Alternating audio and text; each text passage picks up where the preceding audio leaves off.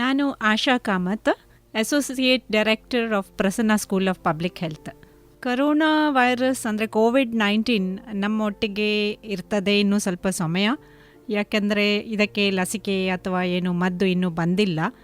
ಹಾಗಾಗಿ ನಾವು ಸಾಮಾನ್ಯ ಜನರು ನಮ್ಮ ಸುರಕ್ಷತೆಯನ್ನು ನಾವು ಜಾಗೃತಿ ಮಾಡಿಕೊಳ್ಬೇಕು. ಪ್ರಮುಖವಾಗಿ ಏನಂದರೆ ನಾವು ಎಲ್ಲರೂ ಹೊರಗಡೆ ಹೋಗುವಾಗ ಜನಸಂಖ್ಯೆ ಜಾಸ್ತಿ, ಪಾಪ್ಯುಲೇಷನ್ ಹೆಚ್ಚು ಎಲ್ಲಿ ಗ್ಯಾದರಿಂಗ್ ಆಗ್ತದೆ ಅಲ್ಲಿ ನಾವು ಮಾಸ್ಕನ್ನು ಒಂದು ಧರಿಸಲೇಬೇಕು. ಅದು ಮಾಸ್ಕ್ ಧರಿಸುವಾಗ ನಾವು ಏನು ಜಾಗ್ರತೆ ಮಾಡ್ಕೊಳ್ಬೇಕಂದ್ರೆ ಮೂಗು ಬಾಯಿ ಎರಡು ಸರಿ ಮುಚ್ಚಿರಬೇಕು. ಯಾಕೆಂದರೆ ನಾವು ಮೂಗನ್ನು ಹೊರಗೆ ಬಿಟ್ಟು ಬಾಯಿ ಮಾತ್ರ ಮುಚ್ಚಿದರೆ ಅದು ಸಾಲದು, ನಮಗೆ ಆ ಸೋಂಕು ಹಚ್ಕೊಳ್ಳುವ ಸಾಧ್ಯತೆ ಜಾಸ್ತಿ ಇರ್ತದೆ. ಹಾಗಾಗಿ ಮಾಸ್ಕನ್ನು ಧರಿಸುವಾಗ ಚೆನ್ನಾಗಿ ಮೂಗು ಮತ್ತು ಬಾಯನ್ನು ನಾವು ಮುಚ್ಕೊಂಡಿರಬೇಕು. ಮಾಸ್ಕಿನ ಸ್ವಚ್ಛತೆ ಬಹಳ ಇಂಪಾರ್ಟೆಂಟ್. ಯಾಕಂದರೆ ನಾವು ಹೊರಗೆ ಹೋಗಿ ಬಂದ ಮಾಸ್ಕನ್ನು ಪದೇ ಪದೇ ಯೂಸ್ ಮಾಡೋದು ವಿದೌಟ್ ವಾಷಿಂಗ್. ಅದನ್ನು ಚೆನ್ನಾಗಿ ತೊಳಿಬೇಕು. ತೊಳೆದ ಮೇಲೆ ನಮ್ಮ ಸೋಪು ಮತ್ತು ನೀರಲ್ಲಿ ತೊಳೆದುಕೊಂಡು ಬೇಕಾದರೆ ಅದಕ್ಕೆ ಡೆಟಾಲ್ ಏನಾದರೂ ಹಾಕ್ಕೊಂಡು ಸಹ ತೊಳಿಬೋದು. ಬಿಸಿಲಲ್ಲಿ ಒಣಗಿಸಬೇಕು. ಆಮೇಲೆ ಅದಕ್ಕೆ ಇಸ್ತ್ರಿ ಹಾಕ್ಕೊಂಡು ಬಳಸಿದರೆ ಇನ್ನೂ ಉತ್ತಮ. So this is very important. Cotton mask but 3 layer ಇರಬೇಕು. That is very important. Single layer cotton ಮಾಸ್ಕಿಂದ ನಿಮಗೆ ಅಷ್ಟೊಂದು ಪ್ರೊಟೆಕ್ಷನ್ ಸಿಗಲ್ಲ. ಸೊ 3 ಲೇಯರ್ ಕಾಟನ್ ಮಾಸ್ಕನ್ನು ಧರಿಸ್ಬೋದು. ಈ N95 ಅನ್ನೋದು ಮಾಸ್ಕನ್ನು ಹೆಚ್ಚಾಗಿ ಯಾರು ಈ ಸೋಂಕಿತರ ಒಟ್ಟಿಗೆ ಇರ್ತಾರೆ ಅವರು ಬಳಸುವುದು ಉತ್ತಮ. ಸೊ ಸಾಮಾನ್ಯ ಜನರು N95 ಅನ್ನು ಯೂಸ್ ಮಾಡಲೇಬೇಕಂತ ಅನಿವಾರ್ಯವಾಗಿ ಇಲ್ಲ. ಸೊ ನಾವು 3 ಲೇಯರ್ ಕ್ಲಾತ್ ಮಾಸ್ಕ್ ಮನೆಯಲ್ಲಿ ಮಾಡಿದ್ದನ್ನು ಅದನ್ನು ಬಳಸಬಹುದು. ಮಾತ್ರ ಉಪಯೋಗ ಮಾಡುವಾಗ ಮೂಗು ಬಾಯಿ ಮುಚ್ಕೊಂಡು ಇರಬೇಕು.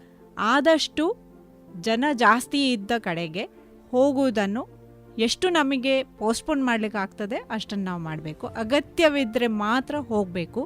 ಹೋದಲ್ಲಿ ಸೋಷಿಯಲ್ ಡಿಸ್ಟೆನ್ಸಿಂಗ್ ಒಂದು ಮೇಂಟೈನ್ ಮಾಡಿಕೊಂಡ್ರೆ ಒಳ್ಳೆಯದು. ಯಾಕೆಂದರೆ ನಾವು ಏನಾದರೂ ಮುಟ್ಕೊಂಡ್ರೆ ಆ ವೈರಸ್ಸಲ್ಲಿ ಇದ್ದರೆ ನಾವು ಅದನ್ನು ನಮ್ಮ ಮುಖಕ್ಕೆ ಅಥವಾ ಮೂಗಿಗೆ ಅಥವಾ ಕಣ್ಣಿಗೆ ನಮ್ಮ ಕೈಯನ್ನು ನಾವು ಅಲ್ಲಿ ಮುಟ್ಟಿದರೆ ಆ ವೈರಸ್ ನಮ್ಮನ್ನು ಹಂಚ್ಕೊಳ್ಳೋದು ಸಾಧ್ಯತೆ ಜಾಸ್ತಿ ಇದೆ.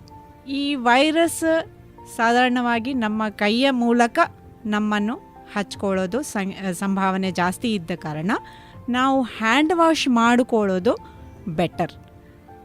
ವೇರೆವರ್ ಪಾಸಿಬಲ್ ಸೋಪು ಮತ್ತು ನೀರಿಂದ ಕೈ ತೊಳೆದ್ರೆ ಬೆಟರ್.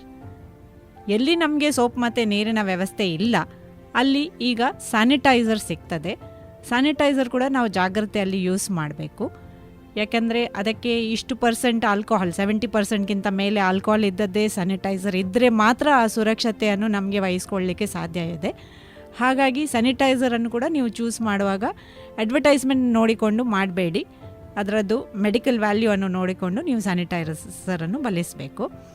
ಸೊ ನೀವು ಚೆನ್ನಾಗಿ ಆ ಸ್ಯಾನಿಟೈಸರನ್ನು ನಿಮ್ಮ ಕೈಗೆ ರಬ್ ಮಾಡಿ, ಎಲ್ಲಿಯಾದರೂ ನಿಮಗೆ ಸಂಶಯ ಬಂದರೆ, ನೀವೇನಾದರೂ ಮುಟ್ಕೊಂಡಿದ್ದೀರಿ ಅಲ್ಲಿ ವೈರಸ್ ಇರುವ ಸಂಭಾವನೆ ಇದೆ ಅಂತ ಅನಿಸ್ಕೊಂಡ್ರೆ ಒಂದು ಸ್ಯಾನಿಟೈಸರ್ ಬಾಟಲ್ ಸಣ್ಣದು ನಿಮ್ಮ ಒಟ್ಟಿಗೆ ಇಟ್ಕೊಳ್ಳೋದು ಒಳ್ಳೆಯದು. ಮತ್ತು ಪಬ್ಲಿಕ್ ಪ್ಲೇಸಸ್ಗಳಲ್ಲಿ ಹೋಗುವಾಗ ಅಲ್ಲಿ ಯೂಶಲಿ ಟಚ್ ಫ್ರೀ ಸ್ಯಾನಿಟೈಸರ್ ಇದ್ದರೆ ಅದನ್ನೇ ಬಳಸುವುದು ಬೆಟ್ರ್.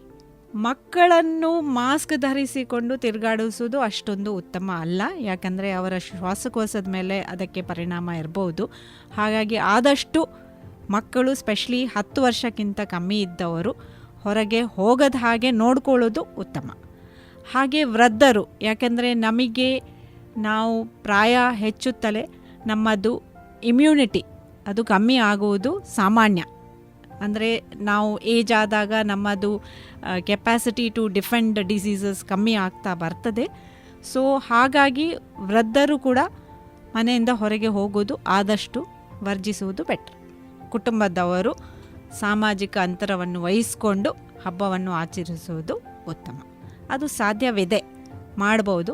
ನಾವು ಮನಸ್ಸಿಂದ ಯೋಚಿಸಿದರೆ ಏನೂ ಮಾಡಲಿಕ್ಕೆ ಸಾಧ್ಯ ಇದೆ. ಮನಸ್ಸಿದ್ದರೆ ಮಾರ್ಗ. ಸೊ ನಾವು ಅದನ್ನು ವಹಿಸ್ಕೊಳ್ಬೋದು. ಸೊ ಈ ಸೋಂಕನ್ನು ಕಂಟ್ರೋಲಿಗೆ ತರಲಿಕ್ಕೆ ಉಪಾಯ ಇರೋದು ನಮ್ಮ ಸಾಮಾನ್ಯ ಜನರಲ್ಲಿಯೇ. ಲಸಿಕೆ ಬರಲಿಕ್ಕೆ ಇನ್ನೂ 1 ವರ್ಷವೂ ಹೋಗ್ಬೋದು, ಹೇಳಲಿಕ್ಕಾಗೋದಿಲ್ಲ.